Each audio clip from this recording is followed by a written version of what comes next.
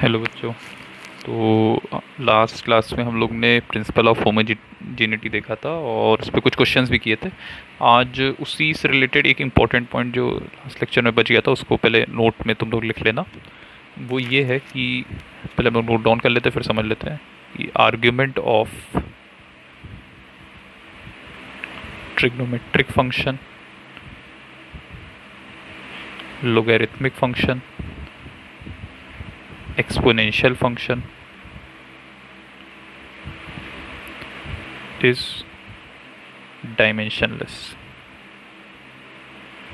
है ना। तो ट्रिग्नोमेट्रिक फंक्शन, लॉग फंक्शन सब लोग जानते हैं। जैसे सपोज करो ऐसे लिखा हुआ है, जैसे साइन ऑफ ए। तो ये जो फिजिकल क्वांटिटी है, साइन के अंदर जो आता है उसे आर्ग्यूमेंट कहते हैं, है ना। साइन के अंदर जो लिखा रहता है, तो ये पूरी क्वांटिटी क्या रहनी चाहिए? डायमेंशनलेस। मतलब ए जो रहना चाहिए वो डायमेंशनलेस रहना चाहिए। ऐसे सपोज करो लॉग ऑफ बी लिखा हुआ है, तो इसके अंदर जो भी फिजिकल क्वांटिटी आ रही है बी, ये क्या रहनी चाहिए? डायमेंशनलेस। या एक्सपोनेंशियल फंक्शन में जैसे सपोज करो ई की पावर सी लिखा हुआ है, तो सी क्या रहना चाहिए? डायमेंशनलेस। क्या क्लियर है? तो हम लोग कह सकते हैं कि A B C must be dimensionless, तभी वो इक्वेशन डायमेंशनली करेक्ट होगी। क्या क्लियर हो रही बात? तो A B C must be dimensionless. और दूसरा पॉइंट इसमें ये लिख सकते हो कि the functions themselves are also dimensionless। तो मतलब किसी इक्वेशन में कोई भी ट्रिग्नोमेट्रिक फंक्शन आ रहा है या लॉगरिथमिक फंक्शन आ रहा है तो वो क्या होगा? डायमेंशनलेस होगा। मतलब जैसे साइन ऑफ ए लिखा हुआ है तो ए तो डायमेंशनलेस है ही है, और ये पूरा जो टर्म है ये खुद भी क्या है? डायमेंशनलेस है। या ये पूरा टर्म खुद भी क्या है? डायमेंशनलेस है। ऐसे ये पूरा टर्म भी खुद क्या है? डायमेंशनलेस है। क्या क्लियर है? तो मतलब जो इन फंक्शन से अंदर लिखा हुआ है वो भी डायमेंशनलेस है, और ये फंक्शन खुद भी पूरा क्या रहेगा? डायमेंशनलेस। तो किसी भी फिजिकल इक्वेशन में अगर साइन वाला कोई टर्म आ रहा है तो वो जो पूरा टर्म रहेगा वो क्या रहेगा? डायमेंशनलेस, हम लोग हमेशा मानेंगे। और उसके अंदर जो इनपुट होना चाहिए that should also be dimensionless. तो इसी बात पे छोटा सा क्वेश्चन करते हैं और जिससे तुम लोग को और क्लियर हो जाएगी ये बात। ठीक है, तो एक जैसे चाहो तो हमें करते देख लो और उसके बाद तुम लोग ट्राई कर सकते हो, या चाहो तो स्टार्टिंग के ही ट्राई कर लो खुद से पॉज करके। ओके, तो जैसे फर्स्ट वाला है W is equal to A sine B x square. तो इसमें W तो तुम्हारा वर्क डन हो गया, X तुम्हारा डिस्टेंस हो गया। ठीक है, तो ये सब लोग कॉमन सिंबल्स हैं जो भी यूज़ होते हैं, और A और B के डायमेंशंस अपने को निकालने हैं। ठीक है, W is work done, X is distance travelled. तो फर्स्ट वाला करते तो जैसे हम लोग ने लास्ट क्लास में देखा था कि ये वाले टर्म के डायमेंशन और ये पूरे टर्म के डायमेंशन क्या रहने चाहिए? इक्वल रहने चाहिए, तभी ये इक्वेशन डायमेंशनली करेक्ट होगी। तो डब्ल्यू के डायमेंशन क्या है?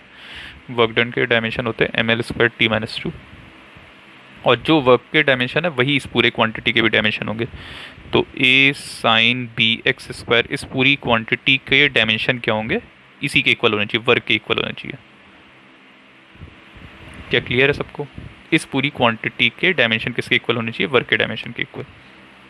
अच्छा, अब इस क्वांटिटी को एग्जामिन करें तो साइन के अंदर ये आ रहा है बी एक्स स्क्वायर, तो इसका मतलब ये पूरा क्या रहना चाहिए? डायमेंशनलेस। ये हम लोग ने बात की कि साइन के अंदर जो भी आता है, थीटा जो भी एंगल आता है वो हमेशा डायमेंशनलेस रहेगा। तो हम लोग ये कह सकते हैं कि ये जो बी एक्स स्क्वायर है ना, तो इसको हम यही नोट करके लिख देते हैं, बी एक्स स्क्वायर जो है वो क्या रहना चाहिए? डायमेंशनलेस। तो डायमेंशनलेस का मतलब that should be equal to M zero L zero T zero. Clear है? और एक्स स्क्वायर का मतलब क्या हो जाएगा? L square. और इसको अलग अलग करोगे पूरे को तो ये हो जाएगा dimension of B is equal to, तुम डायरेक्टली इसको वन लिख सकते हो, कोई दिक्कत नहीं है ना, तो one upon dimension of L square. Okay, तो डायमेंशन ऑफ बी कितना आ जाएगा? एल की पावर माइनस टू। ओके, तो ये बी के डायमेंशन आ जाएंगे एल की पावर माइनस टू, तभी ये पूरी क्वांटिटी क्या रहेगी? डायमेंशनलेस रहेगी। अच्छा, और दूसरी बात क्या बताई थी कि ये जो साइन के अंदर लिखा रहता है वो तो डायमेंशनलेस रहना ही चाहिए, साथ ही साथ ये जो पूरा अंदर टर्म आ रहा है ये भी क्या रहना चाहिए? डायमेंशनलेस। क्या क्लियर है? तो ये पूरा टर्म भी डायमेंशनलेस रहेगा। तो ये तो डायमेंशनलेस हो गया, तो डायमेंशन ऑफ ए इंटू ये डायमेंशनलेस है तो ये तो वन हो जाएगा, है ना। या चाहो तो M zero L zero T zero लिख दो, बात एक ही है। तो ए के डायमेंशन किसके इक्वल आ जाएंगे? M L square T minus two. तो दिस इज आंसर। तो ए के डायमेंशन ये रहेंगे, बी के डायमेंशन ये रहेंगे। क्या क्लियर है? तो ऐसे ही तुम्हें करना है कि इस वाले पूरे टर्म और इस वाले पूरे टर्म के डायमेंशन तो इक्वल होंगे तभी इक्वेशन डायमेंशनली करेक्ट होगी, और ये वाला साइन के अंदर जो लिखा है वो भी डायमेंशनलेस होगा, और साइन वाला खुद भी पूरा टर्म क्या रहेगा? डायमेंशनलेस। या कॉस है, टेन है, कोई भी ट्रिग्नोमेट्रिक फंक्शन लॉग है या एक्सपोनेंशियल है तो वो क्या रहेगा? डायमेंशनलेस हमेशा। ठीक है, तो अब ऐसे ही तुम लोग इसके सेकंड और थर्ड पार्ट अपने आप ट्राई करो। ओके, तो सेकेंड वाला जो है वो F is equal to A into E की power minus B T by M है। ठीक है, तो जैसे लास्ट वाले क्वेश्चन में किया, डायमेंशन ऑफ फोर्स, इस पूरे टर्म के डायमेंशन और इस पूरे टर्म के डायमेंशन क्या होंगे, इक्वल होंगे। ठीक है, तो इक्वेट कर देते हैं इन दोनों के डायमेंशन। अच्छा, फोर्स के डायमेंशन अपने को पता ही है, फोर्स के डायमेंशन किसके इक्वल होंगे, फोर्स के डायमेंशन, हम यहाँ पे फोर्स के डायमेंशन लिख देते हैं पहले। फोर्स के dimension is M L T minus two. ठीक है, तो इस टर्म के भी डायमेंशन वही होंगे, है ना, ए ई की power minus B T by M, ये वाला जो टर्म है पूरा, इसके भी डायमेंशन वही होंगे, तभी वो डायमेंशनली करेक्ट रहेगी इक्वेशन। ओके, और अब ये वाला जो टर्म है, ई की पावर में जो टर्म है, ये तो डायमेंशन लेस रहना चाहिए, तो हम लोग ये कह सकते हैं कि ये जो बी टी बाई एम है या minus B T by M है, ये पूरा टर्म क्या रहना चाहिए, डायमेंशन लेस। तो M zero L zero T zero, तो तुम चाहो तो वन भी लिख सकते हो, तुम चाहो तो ये लिख दो।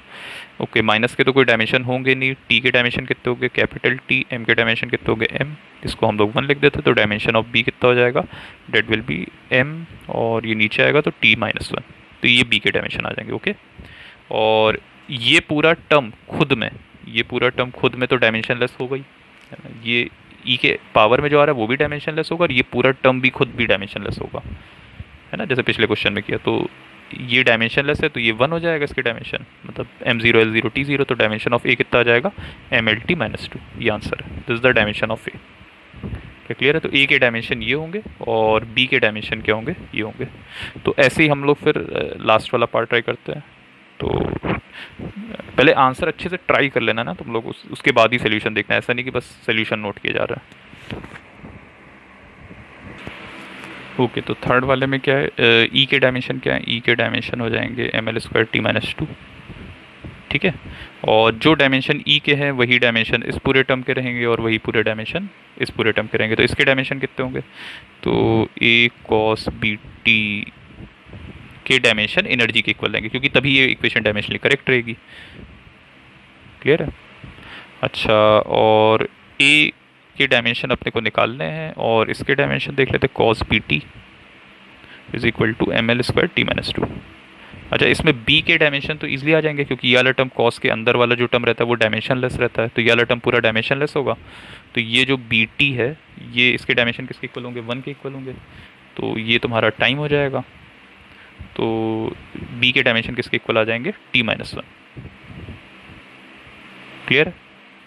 और ए के डायमेंशन अब निकालने के लिए ये वाला टर्म तो पूरा डायमेंशन लेस हो जाएगा, मतलब ये पूरा टर्म भी डायमेंशन लेस रहता है और कॉस पूरा इटसेल्फ भी डायमेंशन लेस रहता है, तो ये भी वन हो जाएगा। तो डायमेंशन ऑफ ए क्या आ जाएगा, M L square T minus two, ये आंसर है। और ऐसे बिल्कुल लास्ट वाला भी हो जाएगा, है ना, कि ये पूरा जो टर्म है इसके डायमेंशन एनर्जी के इक्वल कर दोगे, तो डी और सी के डायमेंशन आ जाएंगे तुम्हारे पास। ओके, तो तुम लोग ये खुद से ट्राई कर लेना, और फिर हमें बताना अगर कोई कन्फ्यूजन रहे आंसर में तो।